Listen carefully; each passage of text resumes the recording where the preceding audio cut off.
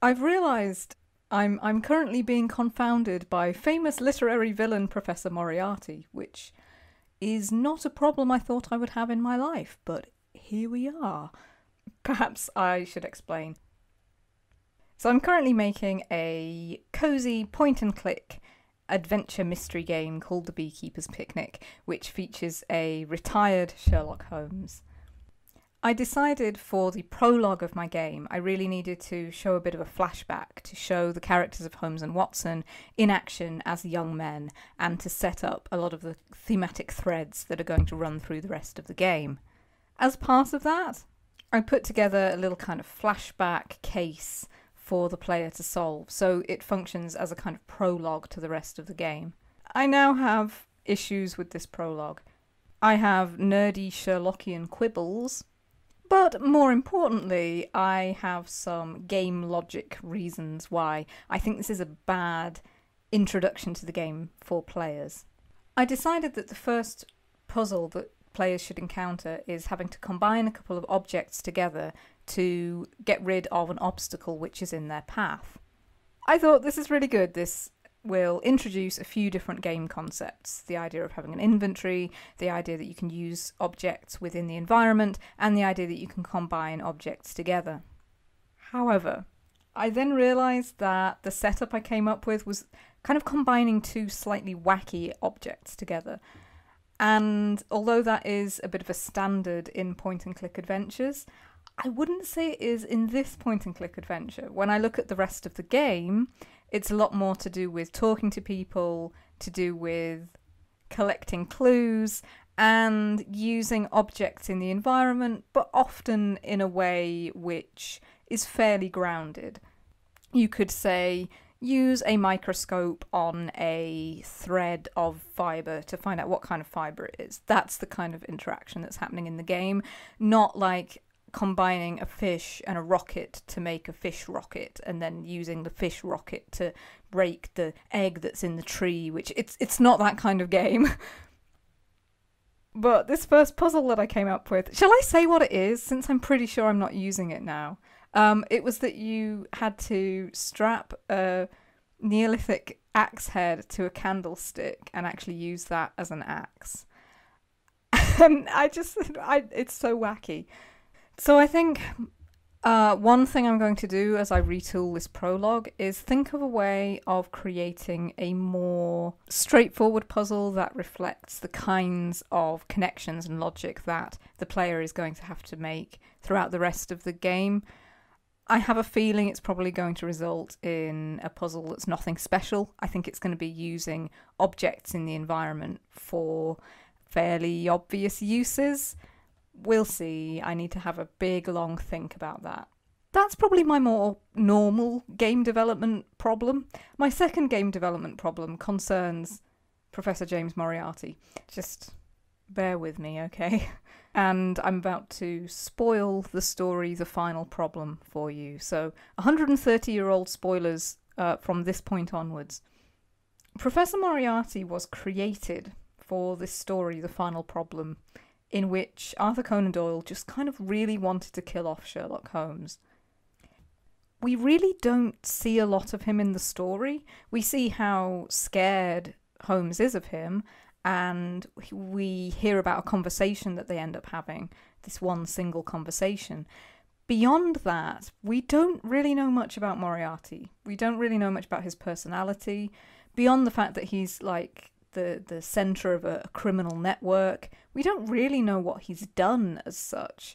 We as the reader are told how to fear him rather than experiencing him for ourselves and developing our own opinions about him.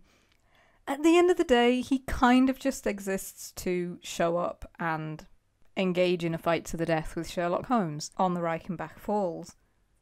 And I think a lot of people have noted that there's something quite frustrating about this hero who is always marked by his intellect and solving things through the power of observation in his mind, ending up having this final climactic battle which is just fisticuffs. Perhaps there's something poetic in that these two great minds, they evenly match, so they have to resort to physical interaction, but yeah, it never really works for me. I think it presents a real problem for anyone making Sherlock Holmes adaptations, because Moriarty is really deep in the public consciousness as Sherlock Holmes' nemesis, but he's extraordinarily boring and we don't know anything about him. And so there's this tendency to try to retroactively make him the one responsible for all the crimes. I've seen so many things where the twist ending is, oh, it was Moriarty all along. And I just find them really boring. And yet, I walked into the same trap, because when I was setting up this prologue scene and I was thinking, right, this needs to be like an archetypal introduction Sherlock Holmes mystery, I thought it can blend together elements from various other mysteries, and I went straight to thinking, well, okay, perhaps they're like breaking into Moriarty's hideout and they are stealing some documents, and Moriarty is the big bad. Not to completely spoil it, but there is a sense of unreality about this prologue. This isn't something which has actually happened. It's sort of an imagining.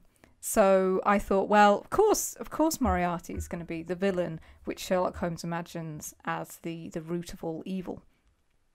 And I'm just not happy with it. I am just not happy with it. So I shall banish Moriarty from my game. He is no longer in it. Instead, I think the villain that I'm going to use is another character called Charles Augustus Milverton, who actually appears in a story called Charles Augustus Milverton. He's that much of a big deal that he gets a whole story named after himself. I actually find him a much more plausible nemesis for Holmes. I think with Holmes and Moriarty, what you're trying to go for there is it being a kind of primal good versus evil thing. Whereas with Milverton, he is a blackmailer and he functions entirely on his wits, and he is able to be above the law just because of how clever he is and how well he covers his tracks. And slight spoilers, I guess, he does in fact force Holmes to go to the other side of the law in order to take him down, which is fascinating. And we just know more about what he does, and he has more of a sense of menace about him. We know more about the lives that he's ruined and the things that he's pushed people to. So I think I would rather have him in my game. It's also kind of fun. He apparently looks like an evil Mr. Pickwick. So like he has a fun visual design, which I think will be really good. He also has a house with a funky greenhouse. So I think that could be a fun setting.